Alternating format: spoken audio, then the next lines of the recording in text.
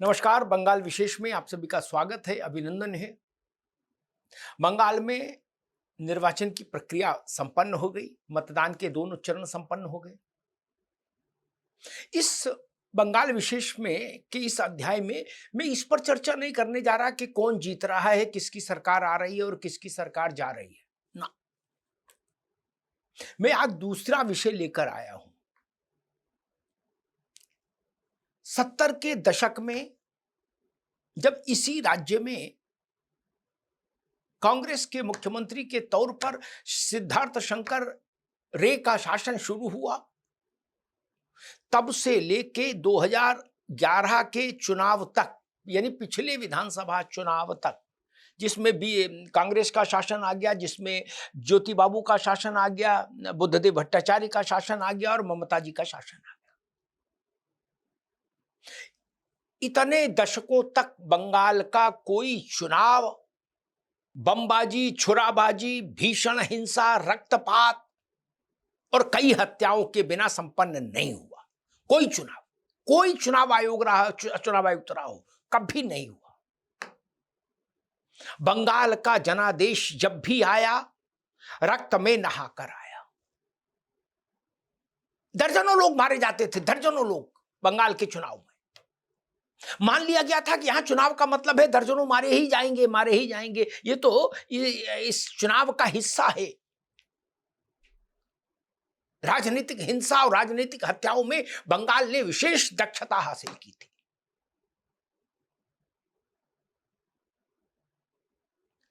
दूसरे राज्यों में जैसे हस्तशिल्प की चीजें बनती हैं, वैसे बंगाल में हस्तशिल्प था बम बनाना। राज्य के कोने कोने में देसी बमों की फैक्ट्रियां, और ये चुनाव के दौरान वो देसी बम इस तरह इस्तेमाल होते थे कि बंगाल धुआं धुआं हो जाता था, धुआं धुआं। सुरक्षा बल भी मारे जाते थे, सामान्य लोग भी मारे जाते थे। वोट की शुचिता ताक पर रख दी जाती थी। लेकिन इस बार सरकार किसी की आए किसी की जाए, लेकिन एक चीज बहुत शुभ हुई भारत के लिए, बंगाल के लिए, भारत माता के लिए संतोष का विषय हुआ।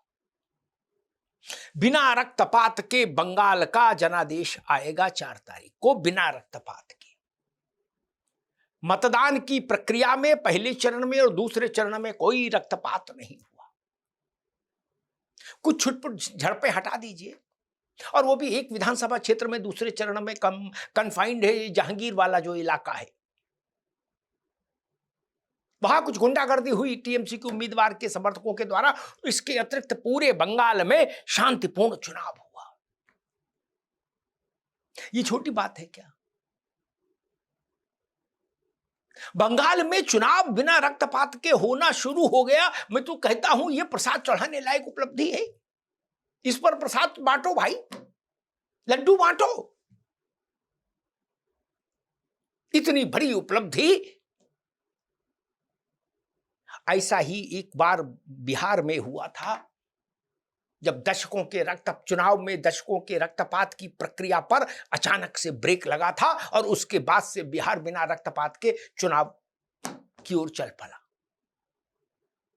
वही समय, वही मुहूर्त बंगाल में आया है। अब प्रश्न उठता है, हमको अपना मन बड़ा करना चाहिए कि नहीं करना चाहिए? अगर भीषण रक्तपात होता बंगाल में इस बार, आगजनी होती, ईवीएम मशीनें लेके लोग भाग जाते, फिर सुरक्षा बलों को उन पर गोली चलानी पड़ती, लोग मारे जाते, सुरक्षा बल घायल होते, कुछ दिवंगत भी होते। ऐसी परिस्थितियों में अगर चुनाव होता बंगाल का, तो आप सबसे ज्यादा दोष किसको देते? किसको देते? चुनाव आयोग को। और उसमें भी किस व्यक्ति को सबसे ज्यादा दोष देते? चुनाव आयोग के मुखिया को, ज्ञानेश कुमार जी को। तो अब जब शांतिपूर्ण चुनाव हुआ है, बंगाल के लिए गर्व का विषय हो गया ये कि हम शांतिपूर्ण चुनाव करा सकते हैं, तब खुले मन से भारत के निर्वाचन आयोग को और उसके मुखिया ज्ञानेश कुमार को बधाई क्यों नहीं दी जानी चाहिए, सराहना उनकी क्यों नहीं होनी चाहिए। मैंने पहले चरण के बाद भी कहा था, लेकिन तब आधी बात कही थी, क्योंकि मुझे था कि भाई अभी दूसरा चरण बाकी है, देख लूं, बंगाल है ये, सावधानी हटी दुर्घटना घटी, पता नहीं क्या हो जाए। लेकिन दूसरे चरण का मतदान भी देखा, भारत की स्वतंत्रता के बाद से अब तक के इतिहास का सर्वाधिक बड़ा मतदान और निपट शांतिपूर्ण मतदान। एक क्षण के लिए भूल जाइए कौन जीतेगा कौन हारेगा, लोकतंत्र जीत गया, जनतंत्र जीत गया, चुनाव की प्रक्रिया जीत गई। बड़ा ये नहीं है कि भाजपा जीते ये ममता जीते, बड़ा ये है कि लोकतंत्र जीते, और लोकतंत्र बंगाल में जीत गया। इतना सुव्यवस्थित चुनाव बंगाल में, आप ही समझ लीजिए कि 77 से अब तक का इतिहास उठा के देख लीजिए, 50-55 वर्षों से तो किसी ने ये कल्पना भी बंगाल में नहीं की होगी कि बिना हिंसा के, बिना रक्तपात के चुनाव हो भी सकता है। किसी ने कल्पना ही नहीं की होगी, आधी सदी से ज्यादा समय हो गया, किसी ने नहीं कल्पना की होगी। और जिन लोगों ने बंगाल में बिना हिंसा के चुनाव देखे होंगे, वो बहुत वृद्ध हो गए होंगे, और उसमें से बहुत सारे लोग तो दिवंगत हो गए होंगे। वो पीढ़ी बंगाल में शायद ही अब बची हो जिसने बिना हिंसा के चुनाव देखे हो इस चुनाव से पहले। नहीं, सिद्धार्थ शंकर रे के समय से तो फिर बंगाल में हिंसा का बोलबाला शुरू ही हो गया था। उस कालखंड को याद की 70 का दशक बता रहा हूं, तो 55-56 साल की यात्रा हो गई। इसलिए मैं कह रहा हूं, बड़ी बात है, बड़ी उपलब्धि है, बड़ा गर्व का विषय है, इस पर गर्व करिए। बिहार सुधारा, बिहार के बाद बंगाल सुधारा। भारत ने अपने संसदीय जनतंत्र के जीवन में दो विशेष काम किए हैं, दो विशेष लक्ष्य साधे हैं। चुनाव के संदर्भ में हिंसा से सर्वाधिक प्रभावित रहने वाले भारत के दो पूर्वी राज्य बिहार और बंगाल, अब दोनों को हिंसा के इन्फेक्शन से मुक्त कर दिया, चुनावी हिंसा के इन्फेक्शन से मुक्त कर दिया गया है। कम से कम अभी तो ऐसा ही लग रहा है। बिहार में भी पिछली बार चुनाव हुआ, शांति से हुआ, और यहां बंगाल में भी शांति के साथ मतदान हुआ। इसलिए मैं कहता हूं, चुनाव आयोग को बड़े मन से, खुले मन से बधाई दीजिए, सुरक्षा बलों को बधाई दीजिए, चुनाव आयोग के ऑब्जर्वर्स को बधाई दीजिए, उस तमाम मशीनरी को बधाई दीजिए जो चुनाव को शांतिपूर्ण कराने के लिए बंगाल में सड़क पर तैनात रहा। 46 डिग्री टेम्परेचर में जो मशीनरी दौड़ती रही, भागती रही। और फिर सबसे बड़ी बधाई दीजिए भारत के निर्वाचन आयुक्त को, भारत के निर्वाचन आयोग को। यकीन मानिए, ज्ञानेश कुमार के नेतृत्व में भारत के निर्वाचन आयोग ने अद्भुत काम किया है, अद्भुत काम किया है।